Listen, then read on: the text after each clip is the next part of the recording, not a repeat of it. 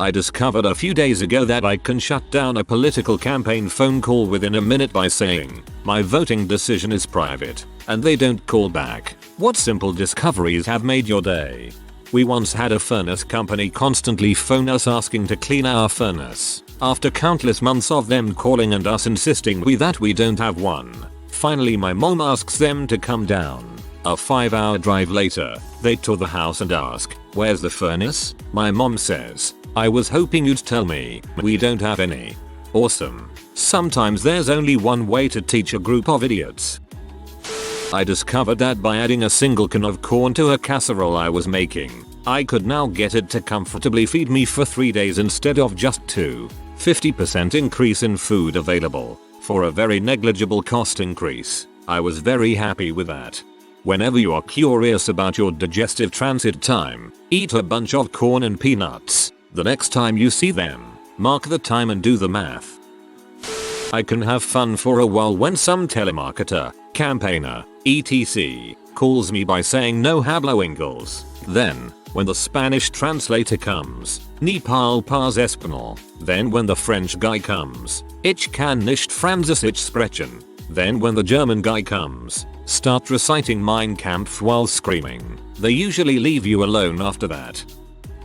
Whenever I got a phone call from a number I don't know, I wait for them to say hello before I say anything. This is because when spam marketers call, they check to see if anyone answers. If someone does, they know that it's a working number and will keep calling it. Started doing this, and I haven't gotten a spam call in months. It's how auto dialer systems work. They listen for voice, answering machine, or fax. Bonus if you can do your own fax tones by mouth. The fact that the spacebar on my keyboard is a universal play pause button for almost all media applications, even Grooveshark, it blew my freaking mind. Except Windows Media Player. For some reason it's Ctrl+P. Frick yes. Nothing political though. I signed my internet contract last year in October. I apparently had an introductory rate for a year that was $40 a month. I get my bill the other day, and it's more than doubled to $85. What the frick? So, I call them up and tell them I'm cancelling and tell them why. It took not 3 minutes and no other explanation for the lady to give me the rate back, this time for 2 years, and told me they'd give me an automated courtesy call and email in 2 years to let me know my rate was about to go up, and to just call and go through the same process. Holy crap. That easy? Why not just give me the $40 price forever? Made my day. Because some people pay the $85, it's worth it for them to do it to everyone and just change the rates of the people that call. If you're in the hospital and don't like your nurse, the magic words are incompatible personalities, no long story or explanation necessary. But you may still have to wait until someone else is available. I tend to buy a lot of cables and devices for my computer for certain things. I now never buy the cables in a shop. I always buy it online. You get a simple £12 cable in the shop for about £3 online.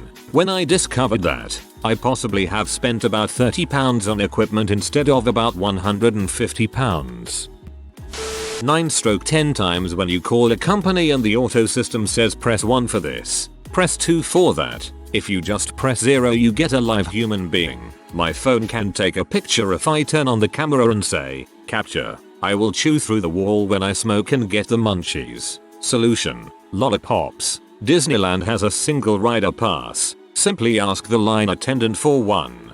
She will give you a purple ticket. Then just walk right in the exit to the ride and you'll be seated in the first spare seat they have. Max wait, probably less than 2 minutes. Hulu has 30 Rock web only. Netflix has How I Met Your Mother and the rest of the 30 Rock episodes.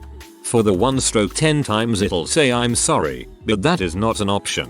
Press 1 for, just keep pounding the 0 button, and 9/10 it'll eventually get you an operator. The phone calls and to sway you they are get out the vote calls. This is a candidate or party trying to get you to vote because they think you are part of their voting base. The best way to get them to stop calling is to say you are voting for the opponent. I promise they won't call back. Usually a refusal is enough to get your number off their list though. I work in an office, and when I was working at the front desk it was my job to order supplies, including toner for the gigantic copier. I would get weird calls from some company claiming that they were the ones who supplied us the toner and crap, and that there was a price change and they were going to send us toner and crap. It was totally bogus. They didn't understand. Now I don't want to order any toner from you, but as soon as I asked which company they were with, they hung up. I discovered at work how to keep a toilet almost completely untouched. A single toilet in the ladies' side has a lid to it. Whenever I get there, usually early in the morning, I put the lid down. I guess people don't want to walk in there and lift it. Doesn't bother me cause I know cleaning crew got it the previous night, and except on really busy days, I always have a sparkling toilet to go on at work. This doesn't work with dudes. For your information, if they put lids on men's public toilets, then 100% of urine would end up on the floor instead of the current 70-85%. Please be nice to the callers. I was forced to help with a campaign in high school. I had so many old ladies yell at me. Political pollster here. I can confirm ops discovery. However, if you hang up are rude, we will call you back, because we're pollsters and that's the only joy we get out of life. Haha, brilliant. I agree. In fact, I have a crap list of people that were incredibly rude. Anyways, I call them every day just for shoots and giggles. Every day. Haha.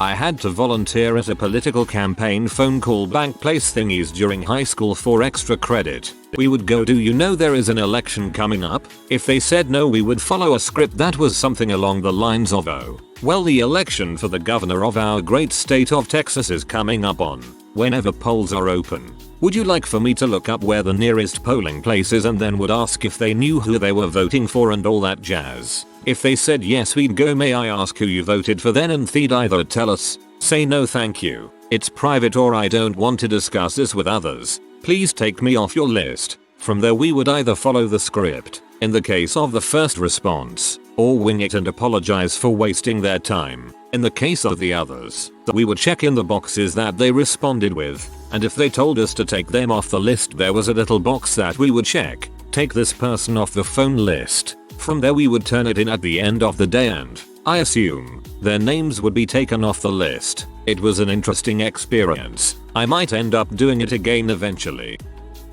My voicemail starts with the disconnected tone. This has taken me off most call list. It is then followed by a message saying that by leaving a message you are leaving a verbal agreement that you accept a charge of $99 for me to listen to said message. If you request I call back, you fully understand you will be billed $99 for the call and $89 an hour. 1 hour minutes. My family doesn't even leave messages. Life is grand. I had discovered that, despite my mother telling me not to as a child, you can cook a hot dog in the microwave by making a shallow cut down it lengthwise to prevent it from bursting. Not exactly rocket science, but it filled my stomach in college with something other than ramen and crap dining hall food. Please, I beg you to be nice to these poor people. Many of them are poor college students stuck in unpaid internships. I'll say that again, unpaid internships. They don't want to be calling you. They just want to throw something that looks useful on a resume to get a job someday and get berated for hours on end for no money. The best way to avoid these calls is to simply be honest. You don't want to do the survey. It counts as a refusal and they won't call you back. Not sure if it's worth anything, but I discovered that on Super Smash Bros, if you hit L or R at the exact moment you hit the ground from an attack that you received, you'll get back up instantaneously rather than wait an extra second. If you get to the pool and realize you've forgot your goggles, pull a pair from the lost and found. They always have plenty. As a political consultant, I can tell you that you are most likely not being taken off any list. Many political organizations, parties, etc. use electronic phone systems, such as victory phones. What kinds of responses people are allowed to input are entirely dependent on how the phones are set up, and for many of them, the person making the phone call has no say in whether or not you get called back. It doesn't matter if you put in not interested, hung up, or dead, your name often goes right back into the system to get called again. I always tell people that the best way to make sure they won't get called again is to just answer the questions. If it's not a poll, if it's a candidate doing a poll, then it doesn't matter. But if it's a voter identification call, then they will not stop because they want every voter identified. Some candidate committees, especially those in lower offices, state legislature, etc., will make more of an effort to take you off a list because many of those races are won on name-id, and people don't want negative feelings associated with their campaign. But don't expect someone from US Senate to actually take you off your list. Even if they stop calling you, you may still get a GOTV call a few days before election day. Hey there, this is so and so. I hope to have your support on Tuesday. Make sure you remember to come out and vote. Your data is also easily available to many different organizations, consultants, etc. There's no such thing in the world of political consulting as a no-call list. You are often matched to your qualified voter file number, and your phone number stays with you until they get a new one. Also, blame the Kennedys. They invented phone banking. Take me off your list, or my longer version I've done once for the GoPromny calls I seem to be constantly getting. Wait, let me ask you a question. I'm a small business owner that invested a lot in plant and equipment and thus didn't pay federal taxes last year. I'm confused. Am I a job creator or a leech? I recently discovered that Google Chrome for Android is so much better than the internet app that came stock on my HTC Sensation. I work for a survey research company. I can guarantee you, this doesn't always work. You had someone nice who was calling you. That's all. They marked you down as someone not to call back. It could just have easily have been someone not nice who would have marked you down to get called back. The only surefire way to not get called back is to ask to be taken off of the list. Other than that, you can say that all day long, and if you can still get called back, downvote me all you want. But I do what I have to in order to pay my bills. I don't enjoy my job, and I definitely don't enjoy the aspect of calling people frequently when they don't want to be called. Trust me, 90% of the time I'm more upset about calling you than you are about getting called. Be a decent person. Say you're not interested and ask to be taken off the list. That's how you avoid getting called back. I like to say please, tell me more, and then leave the phone off the hook and let them ramble on whilst every now and again picking up the phone and saying mmhmm and trusting. Tell me more. The plus side of this is that they won't be annoying anyone else. My voting decision is private. Should end the call. The person phoning is seeking supporters or undecideds. Wrong number, deceased, or refused are logged and not recalled. Another tip to discourage telemarketers of all types. Ask, have you accepted Jesus into your life? Then channel your best televangelist voice for about 30 seconds with heavy emphasis on the use of praise and glory as well as hallelujah every few words. It's very likely they'll never call your number again. I had a job where I had to make political calls like this. First up, I'm so sorry. Second, we would mark it down as for one person. For the other person, undecided, or decline to state. If you don't want them to call back, do not say undecided. Also, letting it go to voicemail gets you put on the same list. That gets you put on the list of please call these people some more to get our name in their head. At least in the particular race I was working in, small county water board election, answering anything else got you put on the list of leave them be now. This obviously is only the case for non-robocalls, though.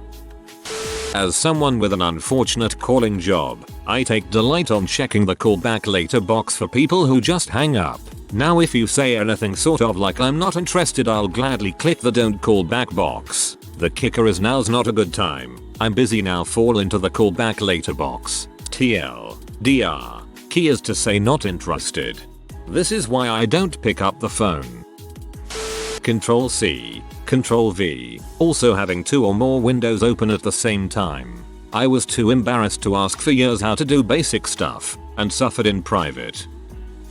Like a couple other people in this thread, I work for a company that makes political calls. If somebody replies this way to a survey, we mark them as refused for that survey, but the company may call them again for a different survey or advocacy call at another time. If you really want us to not call, you should say, please put me on your do not call list. Just keep in mind that different polling companies may call you and they have different lists. so you might still have to say that more than once. Also, I know it's super annoying to get those kinds of calls, but if you don't want to complete a survey or listen to the call, please at least be polite, because it is a very crappy low paying job, and at least at the call center where I work, it's mostly just poor college kids trying to help pay for school.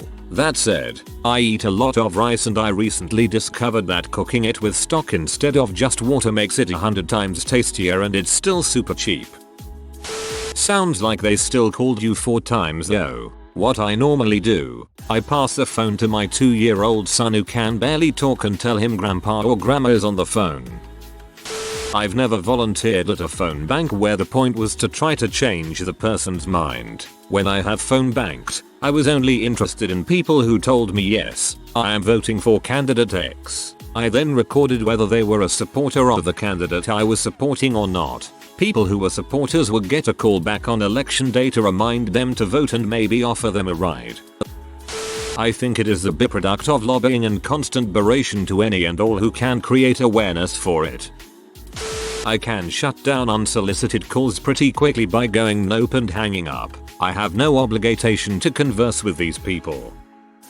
I've participated in and have managed many call banks, and I can tell you that if the lists they are working off of are very targeted and you are their target, they will call again. Want to know the real trick in getting off the lists? Agree and 100% support whatever they are calling about. They don't want to talk to likely voters who agree with them. You would be a waste of a phone call. They want to talk to undecided voters or voters of a particular party affiliation to confirm you are decided or not. You are rated on each call as to how much you support the candidate or issue and how likely you are to vote. Score high enough and the only other phone call you may get is during GOTV to remind you to go and vote and where. And those calls are fast, especially if you say, oh yes, I 100% endorse X and am going to the polls first thing in the morning. Telling someone your decision is private gets you a big undecided score, and you're normally put back into some later rotation. The only problem you might have with this approach is that they may ask you to come and volunteer since you so eagerly support X. Tell them you'd be interested but you have a meeting or you are in the car and need to get off the phone. Ask them for a number or the address of the closest field office and tell them you will follow up. Then you are flagged as decided, likely voter, volunteer level, and will go into the pile of not to call you again because you are so on board. You'll get fewer political calls if you register with one of the political parties. Unenrolled independent voters will get calls from every party. I'm sure even the Green Party would at least not get calls from the Republicans. Libertarians might still get calls from Democrats and Republicans. This morning I was in a different state from where I am a registered voter. I realized how simply telling street canvassers that I'm a registered voter in a neighboring state will send them packing with no further questions. Why would I ever sign a petition for anything while it was being presented by only those who will benefit from said petition doing well?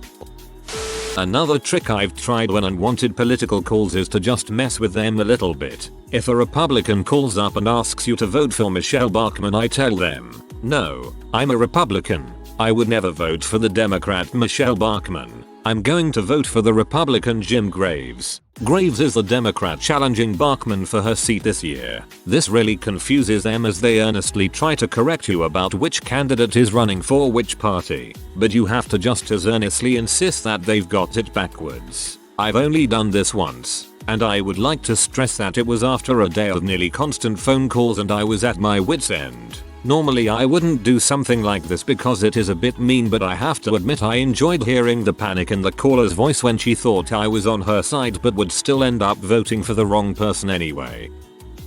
The one problem with this is that most of the calls I get are automated, and so I have to add each number to a special entry called nuisance caller on my phone. I'm half tempted to try to start some kind of public blacklist of these callers. With real callers, I just tell them that I'm supporting Lyndon LaRouche. If someone running for president sends you spam mail asking for money, and it's prepaid posting, you can attach a brick to the letter and send it back, charging them about $20.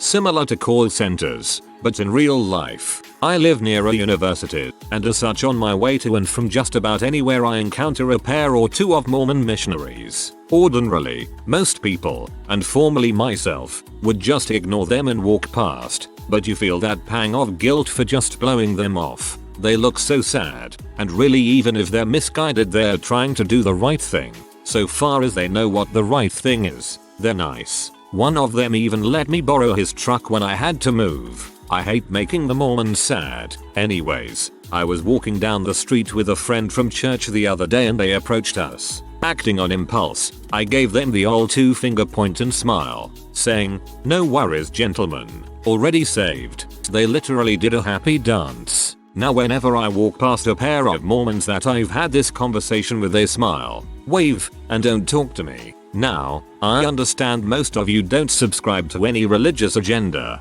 so this excuse doesn't apply to you. But similar lies apply to pretty much any street solicitor. Don't worry, man. I already support Greenpeace. I already sponsor 3 children. I don't think I can afford to sponsor another until I get that big raise I registered to vote 2 years ago. If you say you've already got what they are selling, they just seem so much happier. The negative feelings I have towards lying are overcome by the fact that I've brought them so much joy. The easiest way to never get campaign calls again is to say you support their opposition. They won't call again for fear of motivating you to become more involved against them or more inclined to vote. Source: former campaign teleworker. My neighbor was telling me one day about his wife getting calls to volunteer during election day. Well, after a few calls he was getting fed up with it. His response the last time they called was, "I've been trying to get my wife to work the poll for 35 years, it ain't happening." When answering the door to Jehovah's Witness and such, answer with only your underwear. Even if I am fully clothed I will strip down and answer the door in boxers, middle of Wisconsin winter and all. I decided stirring in all the iced tea powder in cold water to make myself a nice beverage is far too time consuming. So I took a bottle, half filled it with powder, topped it up with boiling water and made super concentrated iced tea syrup. Now you place a shot of syrup in a glass and fill with water. Bam. No stir iced tea. When I went on a cruise, I noticed that there were photographers bugging us to have pictures taken at dinner, in hallways, and on the gangplank. I got them to stop by saying that my religion forbids graven images. If you are new to the channel, you can subscribe. I publish new videos every day. Until then, check another video.